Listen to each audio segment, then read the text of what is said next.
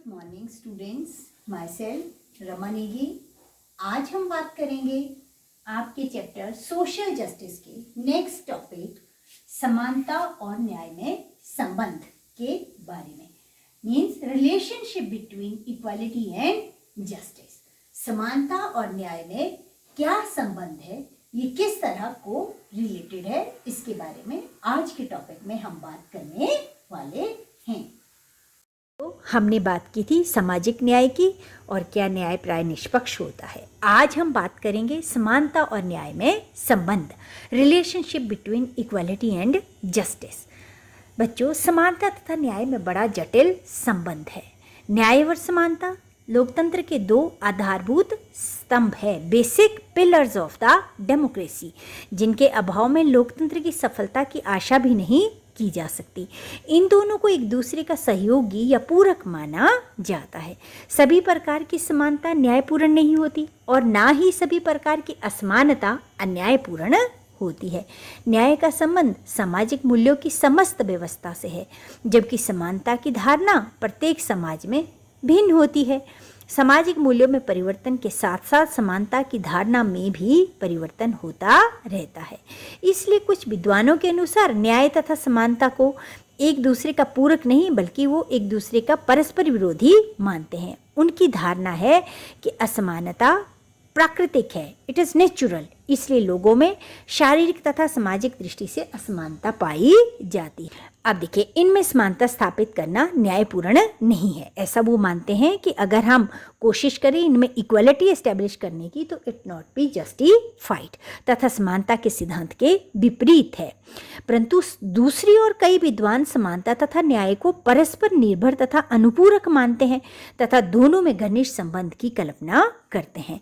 अब उनके विचार के अनुसार क्या हो सकता है कि इन दोनों में कैसा संबंध है, उसको हम कुछ पॉइंट्स के तहत स्टडी करेंगे। पहली चीज आती है equality is basis of justice, कि समानता न्याय का आधार है।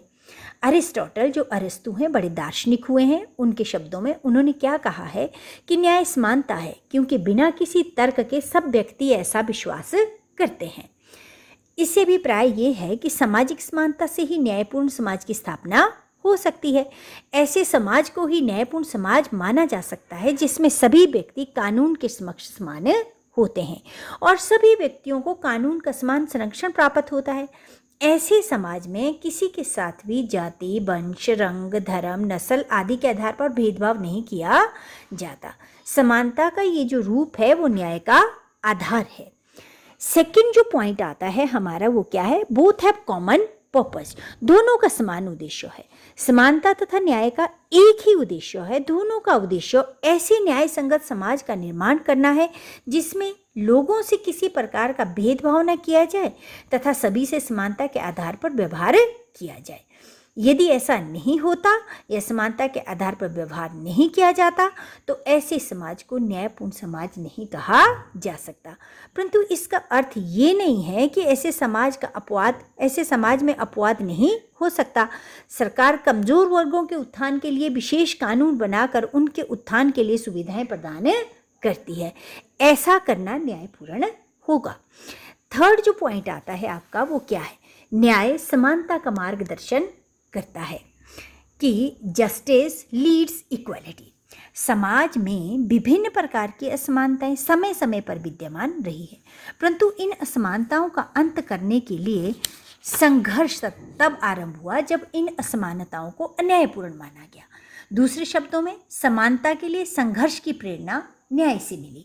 उदाहरण के लिए, ग्रीक काल में दास प्रथा को न्याय संगत समझा जाता था, परंतु समय के साथ साथ जब इस प्रथा को अन्यायपूर्ण समझा जाने लगा तो इसके विरुद्ध संघर्ष हुआ और इसका अंत कर दिया गया।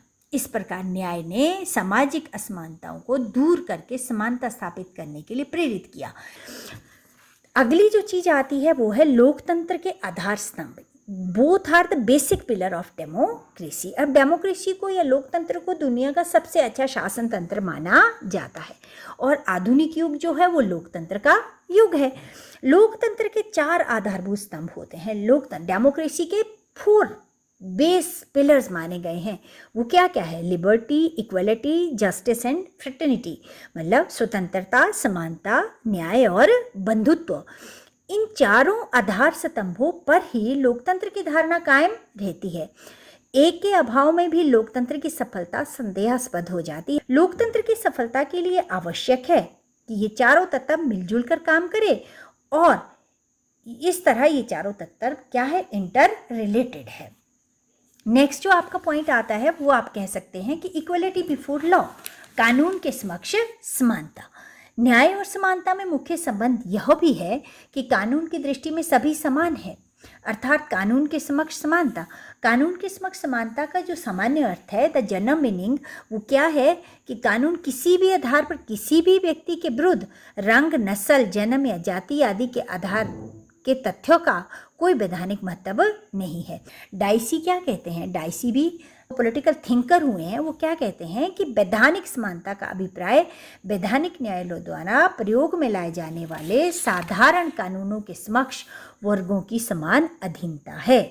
अन्य नागरिकों को नियंत्रित करने वाले कानूनों का परिपालन और साधारण न्यायालयों के अधिकार क्षेत्र में सरकारी अधिकारियों या अन्य लोगों की छूट का विचार इसमें शामिल नहीं है। इस तरह कानून के समक्ष समानता भी दोनों को अंतर संबंधित बनाती है।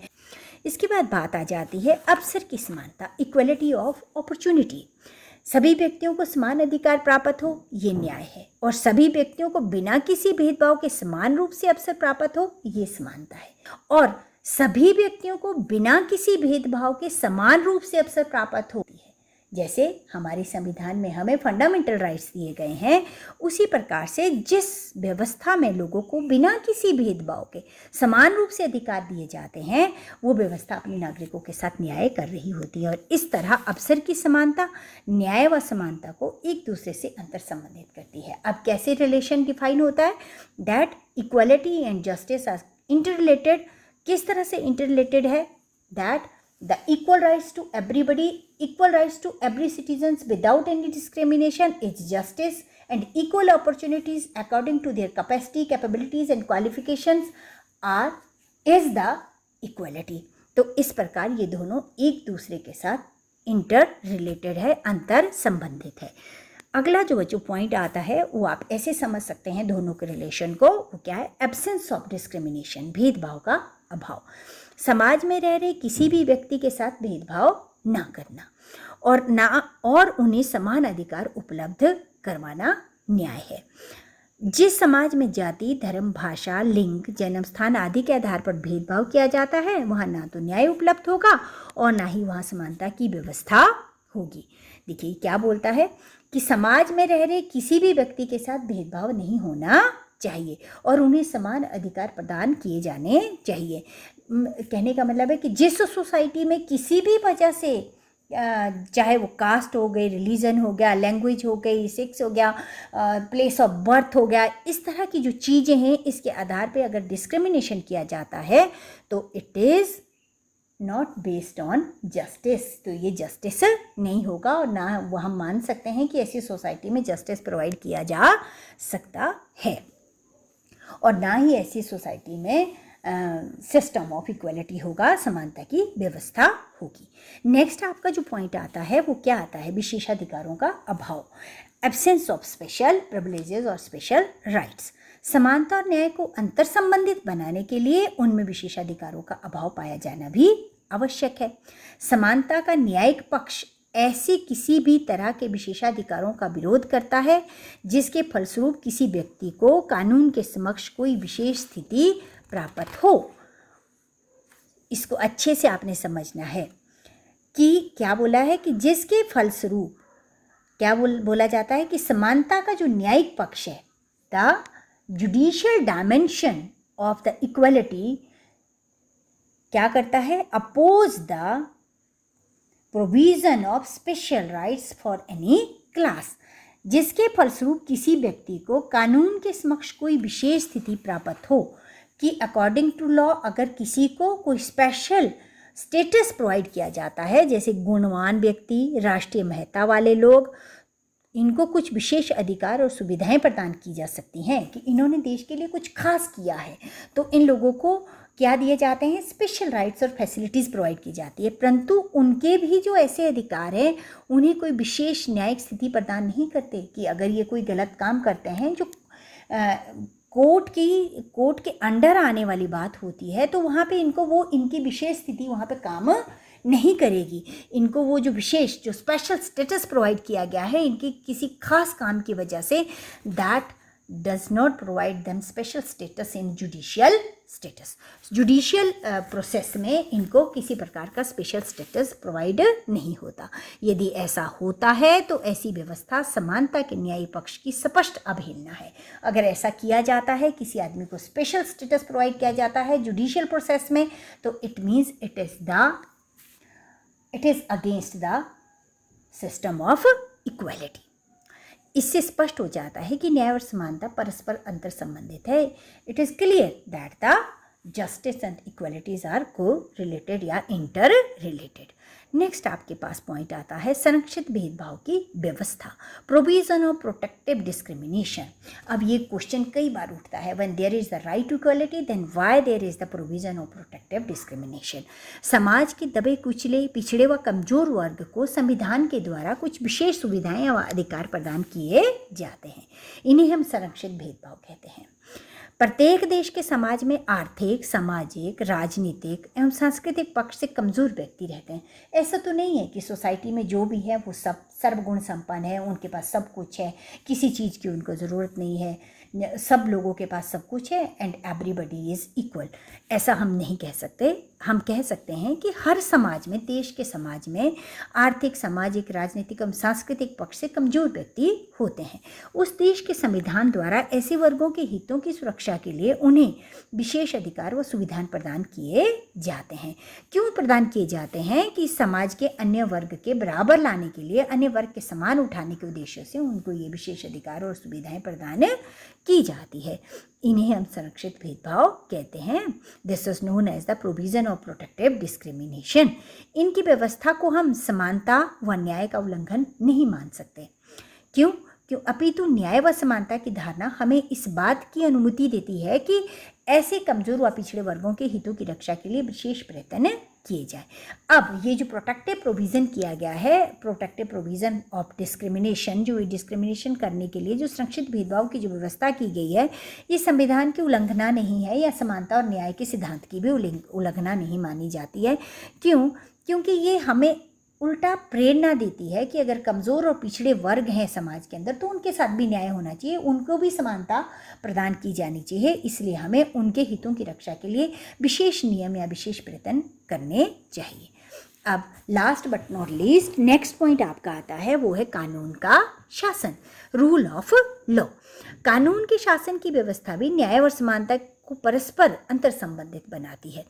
कानून के शासन का सामान्य अर्थ क्या हुआ बच्चों? कानून की सर्वोच्चता की, लॉ इज सुप्रीम, कानून सबसे ऊपर है, अर्थात कोई अन्य व्यक्ति या संस्था कानून से ऊपर नहीं है।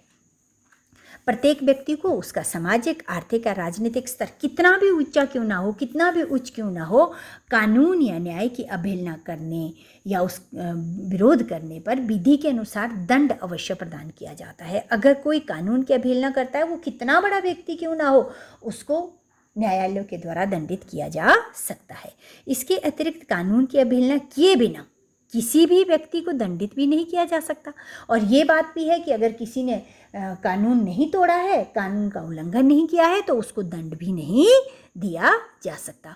उपरोक्त स्थिति भी दोनों विचारों को अंतर संबंधित बनाती है। अब ये क्या है?